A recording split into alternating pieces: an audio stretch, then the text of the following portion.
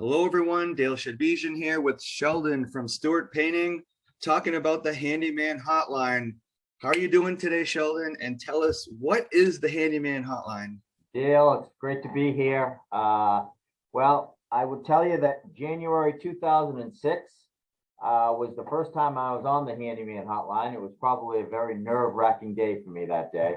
I bet. The Handyman Hotline was really set up for homeowners to have a place to go that they could get information, or they could share their problems, and they could get some information given back to them.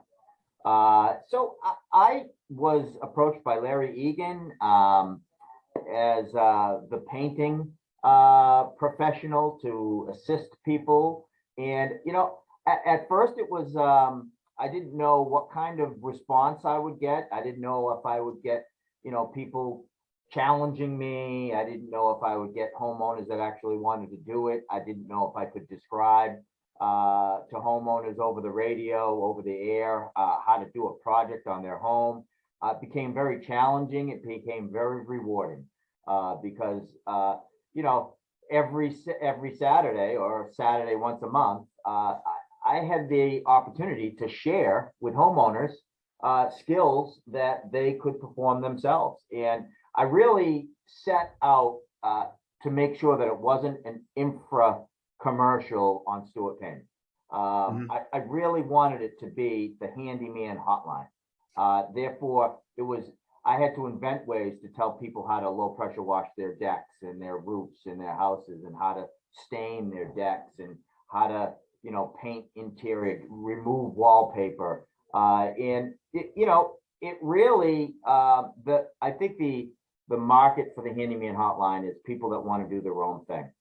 And when they can't do their own thing anymore, that's when they will call me. So it was a great marketing opportunity. At the time, I didn't really even think it was. I was just trying to reach out and give back to the community that's helped me for 40 years.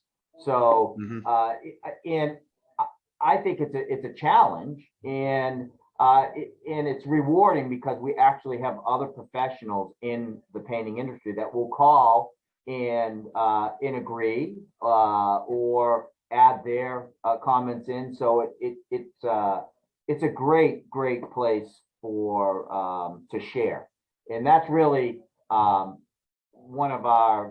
part of our mission statement, is to give back to the community. And this is another way for us to be able to do that, to be able to go on once a month and help people do their own projects. And if they can't do it, they'll call us, and we'll provide the service necessary to complete their project. Right. Or they might have a friend, a neighbor, a relative who just doesn't want to do it at all. That's and they right. refer you, right? That's right. I think it's really admirable that you're willing to give that information away for free.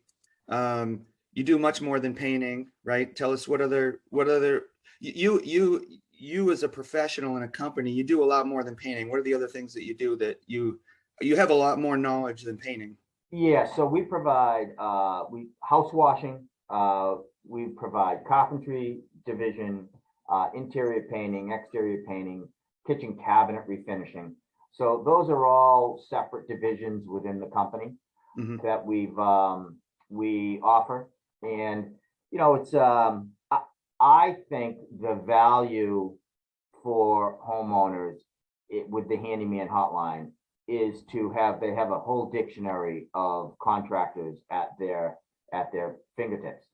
And most homeowners, when they start a project, they'll know what they can do and what they can't do. From washing a house, sometimes people will wash the sides, but they can't wash the roof. So they'll call us. It's in a way made us a leader in our industry in this region, because I get to advise and make recommendations. So when in doubt of doing it yourself, why not call who has given you recommendations in the past? It's a good point. You're definitely involved in the community. I see your name. I see Stewart Painting a lot, like sponsoring things. being part of different business events. What parting question here? What kind of advice might you give the business community or a nonprofit, for example, if they were approached to do something similar or they had this idea in their head? What kind of advice or recommendation would you have for them? You know, I think that company culture and giving back to the community are two of the strongest values that a company can have.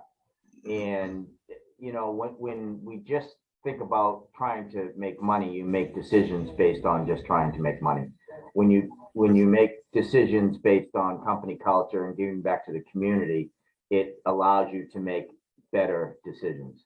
I feel so. You know, I always recommend that people get into business. Everybody's got to make money. I understand that, but sometimes when you have other guiding principles like community and company culture, it helps you lead to success or for success easier. That's great words of wisdom. Sheldon, I know you're really busy. I love the show. I catch it as often as I can. I heard it years ago, and then I didn't even connect the dots until during I think it was during COVID. So really appreciate. I'm completely unhandy. I shouldn't even pick up a tool. It's bad. But really appreciate what you do as a company for the community and taking the time today to speak to us about the Handyman Hotline. Well, thank you very much, Dale. Nice to see you. Likewise. Bye-bye. We'll see you soon. All right.